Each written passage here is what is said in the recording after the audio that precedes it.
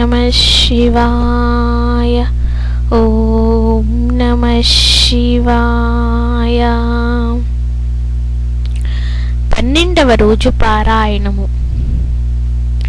చతుర్వింశాధ్యాయము. అత్రి మహాముని చెబుతున్నాడు. అగస్త్య, కార్తీక మాస శుక్ల ద్వాదశిని హరిబోధిని అంటారు.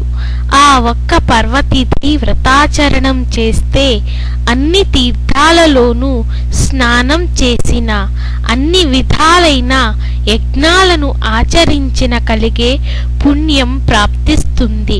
విష్ణువు పట్ల, ఏకాదశి పట్ల భక్తిని కలిగిస్తుంది. సూర్య చంద్ర గ్రహణ పర్వాల కంటే గొప్పది, ఏకాదశి కంటే 100 రెట్లు మహిమాన్వితమైనది అయిన ఈ ద్వాదశి నాడు ఏ పుణ్యం చేసినా, పాపం చేసినా అది 1,000,000 రెట్లుగా పరిణమిస్తుంది. అంటే ఈ ద్వాదశి నాడు ఒకరికి అన్నదానం చేసిన 1,000,000 మందికి అన్నదానము చేసిన పుణ్యము, ఒక్క మెతుకు దొంగలించిన 1,000,000 మెతుకులు దొంగలించిన పాపము కలుగుతాయి.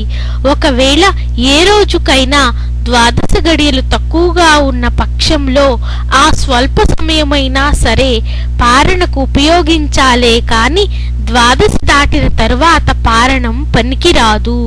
పుణ్యాన్ని కోరే వారెవరైనా సరే ఏ నియమాన్ని అతిక్రమించవచ్చును గాని ద్వాదశి పారణను మాత్రం విసర్జించకూడదు.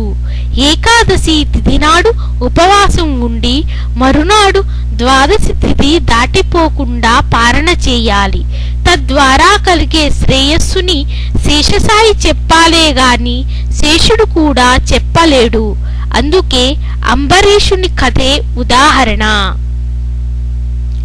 అంబరీషోపాఖ్యానము. ద్వాదశి వ్రతాచరణ తత్పురుడు, పరమ భాగవతోత్తముడు అయిన అంబరీషుడనే మహారాజు ఒకానొక కార్తీక శుద్ధ ఏకాదశి నాడు ఉపవసించి మరునాడు ద్వాదశి గడియలు స్వల్పంగా ఉన్న కారణంగా తిథి దాటకుండానే పారణ చెయ్యాలనుకున్నాడు. అదే సమయానికి దుర్వాస మహర్షి వచ్చి ఆనాటి ఆతిథ్యంలో తనకు కూడా భోజనము పెట్టవలసినదిగా కోరాడు. అంబరీషుడు ఆయనను ద్వాదశి పారణకు ఆహ్వానించాడు. తక్షణమే దుర్వాసుడు స్నానాధ్యానుష్ఠానార్థము నదికి వెళ్ళాడు. అలా వెళ్ళిన ఋషి ఎంతసేపటికి మళ్ళీ రాకపోవడంతో అంబరీషుడు ఆతృతపడ్డాడు. ఆ రోజున ద్వాదశి గడియలు స్వల్పంగా ఉన్నాయి. అతిక్రమణ కాకుండా పారణ చేసి తీరాల్సి ఉంది. అతిథి వచ్చే వరకు ఆగటం గృహస్థు ధర్మము, దానిని వదలలేడు. ద్వాదశి దాటకుండా పారణ చేయటం ఈ వ్రతస్థ ధర్మము, దీనిని వదలలేడు. అదీ కాక ద్వాదశి వ్రతాన్ని ఉల్లంఘించిన వాడు విష్ణు భక్తిని విసర్జించిన వాడవుతాడు.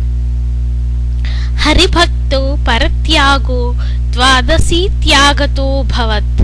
యతోనుష్పోషితే భూయాత్ మత్ర సమ్య కుపోషణం పూర్వం ద్వాదశ సంఖ్యాకే పురుషో హరివాసరే పాపముల్లంఘనే పాపత్ నైవయుజ్యం మునీషణ. ద్వాదశి వ్రతాన్ని ఉల్లంఘించిన వాడు విష్ణు భక్తిని పరిత్యజించిన వాడవుతాడు. ఏకాదశి నాడు ఉపవాసం చేయకపోతే ఎంత పాపం కలుగుతుందో ద్వాదశి నాడు పారణ చేయకపోతే అంతకు రెట్టింపు పాపం కలుగుతుంది. అంతేకాదు, ఒక ద్వాదశి పారణాతిక్రమణ వలన ఆనాటి వ్రతఫలంతో పాటుగానే అంత పూర్వం చేసిన 12 ద్వాదశి పారణాల మహాపుణ్యం కూడా హరించుకుపోతుంది. జన్మ జన్మాంతర పుణ్యఫలం క్షీణిస్తుంది. అన్నింటికన్నా ముఖ్యంగా ద్వాదశ్యతిక్రమణ వలన విష్ణు విరోధ భీతి ఏర్పడుతుంది. అందువలనే ప్రాణావసానమైనా సరే ద్వాదశి పారణ చేయడమే కర్తవ్యం. తద్వారా సంక్రమించే బ్రాహ్మణ శాపం వల్ల కల్పాంత దుఃఖమే కలుగును కాక. దుర్వాసాగమనంతరం కన్నా ద్వాదశ తిరోగమనపురమే పారణ చేసి హరిభక్తిని నిలుపుకున్నట్లయితే కలగబోయే కష్టాలను ఆ కమలనాభుడే కడతేరుస్తాడు.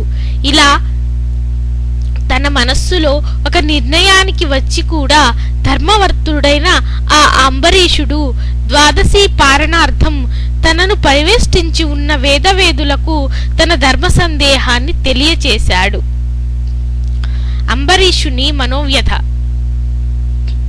అంబరీషుని సమస్యను వినిన వేదస్వరూపులైన ఆ విప్రులు క్షణాల మీద శృతి స్మృతి శాస్త్ర పురాణాదులన్నింటినీ మననం చేసుకుని, మహారాజా, సర్వేశ్వరుడైన ఆ భగవంతుడు సమస్త జీవుల యందున జఠరాగ్ని రూపంలో ప్రక్షిప్తుడై ఉన్నాడు.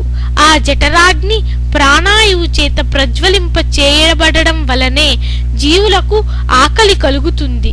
దానినే తాపమే క్షుత్పాసాబాధగా చెప్పబడుతూ ఉంది.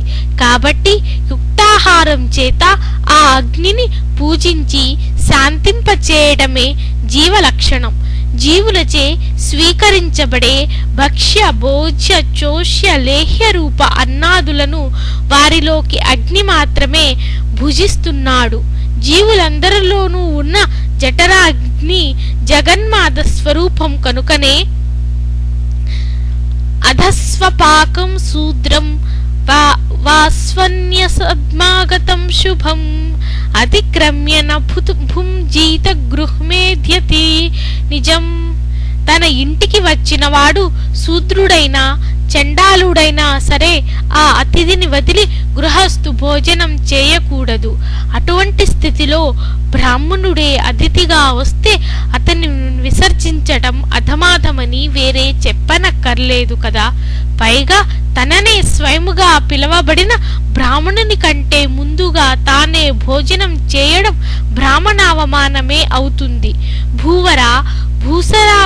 భూసరావమానం వలన ఆయుష్షు, ఐశ్వర్యము, కీర్తి, ధర్మం నశించిపోతాయి. మనస్సంకల్పాలు సైతం తిరోహితాలైపోతాయి. బ్రాహ్మణుడు సర్వదేవతా స్వరూపుడుగా చెప్పబడి ఉండడం వలన బ్రాహ్మణ అవమానము సర్వదేవతలను అవమానించడంతో సమానమవుతుంది. జాతి మాత్రం చేతనే బ్రాహ్మణుడు దేవతాతుల్యుడై ఉండగా కేవలం జన్మ వలననే కాక జ్ఞానం వలన తపో మహిమ వలన శుద్ధ రుద్ర స్వరూపుడుగా కీర్తింపబడే దుర్వాసుని వంటి ఋషిని భోజనానికి పిలిచి ఆయన కంటే ముందే పారణం చేయడం ధర్మమని చెప్పడం సాధ్యం కాదు. కోపిష్టి అయిన ఆ ఋషి శపిస్తాడనే భయాన్ని పక్కకు నెట్టి చూసినా వయం న నిశ్చయం క్వాపి గచ్ఛామో నరపుంగవ తదాపి ప్రథం విప్రాత్ భోజనం న ప్రకీర్తితం. బ్రాహ్మణాతిథి కంటే ముందుగా భుజించడం కీర్తికర్తమైనది మాత్రం కాదు. ధరణీపాల ద్వాదశీ పారణ పరిత్యాగం వలన తత్పూర్వ దినమైన ఏకాదశుపవాసానికి భంగం కలుగుతుంది. ఆ ఏకాదశి వ్రతభంగానికి ప్రాయశ్చిత్తమనేదే లేదు. ఇట్లు బ్రాహ్మణ అతిథిని అతిక్రమించడం వలన కలిగే విప్రపరాభవానికి కూడా విరుగుడు లేదు. రెండు సమతూకంలోనే ఉన్నాయి. 4వ అధ్యాయము సమాప్తము.